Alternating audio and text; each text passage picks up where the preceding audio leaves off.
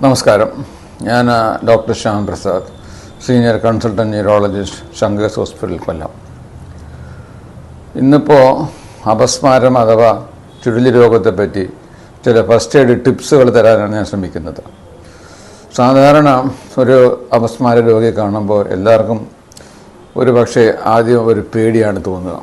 കാരണം പെട്ടെന്ന് ഒരു ആൾ ബോധരഹിതനായിട്ട് താഴെ വീണ് വെട്ടലും വിറയിലും വായിലൂടെ ഈ കഫവും ഉമിനീരും ഒക്കെ പുറത്തേക്ക് വന്ന് ചിലപ്പോൾ മൂത്രവും മലതൊക്കെ പോയിട്ട് താഴെ ഇങ്ങനെ കിടക്കുമ്പോൾ നമുക്ക് ആദ്യം എന്ത് ചെയ്യണമെന്ന് അറിയാതെ നമ്മൾ പകച്ചു നിൽക്കാറുണ്ട്.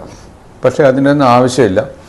നമ്മൾ ധൈര്യത്തോടെ അടുത്ത് നിന്ന് അവർക്ക് ഫസ്റ്റ് എയ്ഡ് കൊടുക്കാവുന്നതാണ്. ഒരു കാര്യം നമ്മൾ പ്രത്യേകം ശ്രദ്ധിക്കേണ്ടത്, ഈ അസുഖം സാധാരണ രീതിയിൽ ഒരു 2 മിനിറ്റ് അല്ലെങ്കിൽ ഒരു 3 മിനിറ്റിനൊപ്പം നീണ്ടു നിൽക്കില്ല. അത് കഴിയുമ്പോൾ ഈ വെട്ടലും വിറയിലും മാറിയിട്ട് ഒരു സ്ലീപ്പിലേക്ക് പേഷ്യൻ്റ് പോകും. അപ്പോൾ ഈ സമയത്ത് രോഗിക്ക് സ്വന്തമായിട്ടൊരു അപകടം ഉണ്ടാകാൻ നോക്കുക എന്നുള്ളതാണ് നമ്മുടെ പ്രധാന കടമ. അതായത് രോഗി സ്വയം ഒരു ആപത്ത് വിളിച്ചു വരുത്തരുത്. ബോധമില്ലാത്ത ആളല്ലേ. അപ്പോൾ നമ്മൾ ശ്രദ്ധിക്കേണ്ടത്, അങ്ങനെ രോഗിയെ കണ്ടാൽ കംഫർട്ടബിളായിട്ട് എവിടെയാണോ സൗകര്യം അവിടെ ആ രോഗിയെ കിടത്തിയിട്ട് ചരിച്ച് കിടത്തണം. ഈ വിറയ്ക്കുന്ന കൈയും കാലും ഒന്നും പിടിച്ചമർത്തി ആ വിറയിൽ നിർത്താൻ നമ്മൾ നോക്കരുത്. ഫ്രീ ആയിട്ട് പേഷ്യൻറ്റിനെ ചരിച്ച് കിടത്തേണ്ട ഉദ്ദേശം വായിൽ നിന്ന് വരുന്ന ഉമിനീരും കഫവും എല്ലാം സൈഡിൽ കൂടെ ഒഴിച്ച് തറയിലേക്ക് പോകാനാണ്.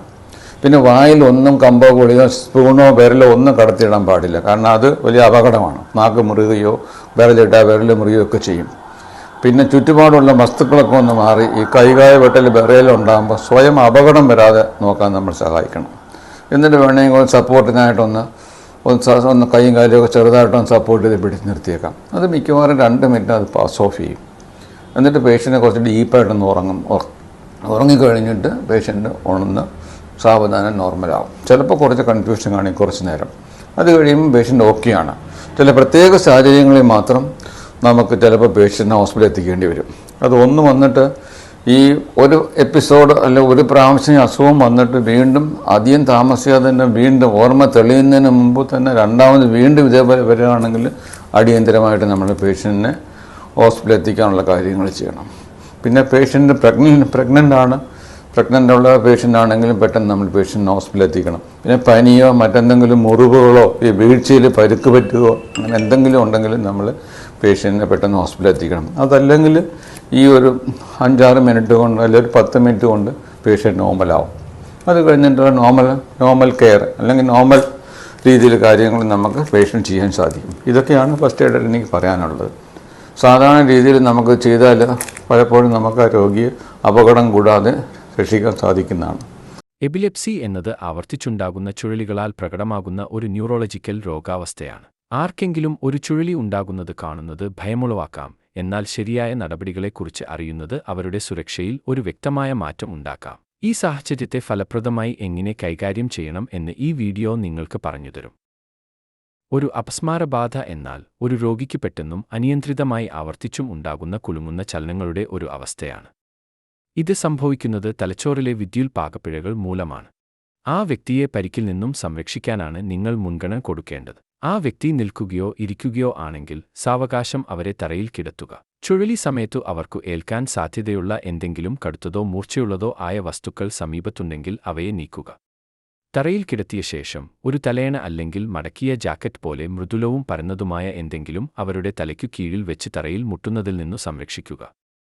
ചുഴലി ഉണ്ടാകുമ്പോൾ കഴിയുമെങ്കിൽ ആ വ്യക്തിയെ സാവകാശം ഒരു വശത്തേക്ക് ചെരിച്ചു കിടത്തുക. അവരുടെ ശ്വാസനാളം ഒഴിഞ്ഞിരിക്കാനും ഉമിനീരോ ഛർദിയോ ഉണ്ടെങ്കിൽ എളുപ്പം ഒലിച്ചു പോകാനും ഇത് സഹായിക്കും. ചുഴലി തുടരുന്ന സമയം ശ്രദ്ധിക്കേണ്ടത് പ്രധാനമാണ്. അത് എപ്പോൾ തുടങ്ങുന്നുവെന്നും എത്ര നേരം നീണ്ടു നിൽക്കുന്നുവെന്നും കുറിച്ചിടുക. നിങ്ങൾക്കു സഹായം തേടേണ്ടി വന്നാൽ ഈ വിവരം മെഡിക്കൽ വിദഗ്ധർക്ക് നിർണായകമാകും. ഒരു ചുഴലി ഉണ്ടായാൽ നിങ്ങൾ ഒരിക്കലും ചെയ്യാൻ പാടില്ലാത്ത ചില കാര്യങ്ങൾ ഉണ്ട്. ആ വ്യക്തിയുടെ വായിൽ ഒന്നും ഇടരുത്. പഴയ വിശ്വാസങ്ങൾക്ക് വിപരീതമായി ഇത് കാരണം ആ വ്യക്തിയുടെ പല്ലുകൾ അല്ലെങ്കിൽ താടിക്കു പരിക്കേൽക്കാം. അതുപോലെ ശ്വാസത്തെ തടസ്സപ്പെടുത്താം. മാത്രമല്ല അവരുടെ ചലനങ്ങളെ തടയുകയും അരുത്. ചുഴലി അതിന്റെ ജോലി ചെയ്യട്ടെ, പക്ഷേ ആപത്തുകളിൽ നിന്നും അവരെ സശ്രദ്ധം അകറ്റി നിർത്തുക. ആ വ്യക്തി പൂർണ്ണമായും സുഖപ്പെടുന്നത് വരെ യാതൊരു ഭക്ഷണമോ പാനീയങ്ങളോ നൽകരുത്. ചുഴലി നിന്ന ശേഷം പൂർണ്ണമായി ബോധം വീണ്ടെടുക്കുന്നതുവരെ ആ വ്യക്തിക്കൊപ്പം നിൽക്കുക. അതിനുശേഷം അവർക്കു ആശയക്കുഴപ്പം അല്ലെങ്കിൽ മാന്ദ്യം ഉണ്ടാകാം. ശാന്തമായി സംസാരിച്ചു അവരെ സമാശ്വസിപ്പിക്കുക. അടിയന്തര മെഡിക്കൽ സഹായം എപ്പോൾ വിളിക്കണം എന്ന് അറിഞ്ഞിരിക്കേണ്ടത് അത്യാവശ്യമാണ്.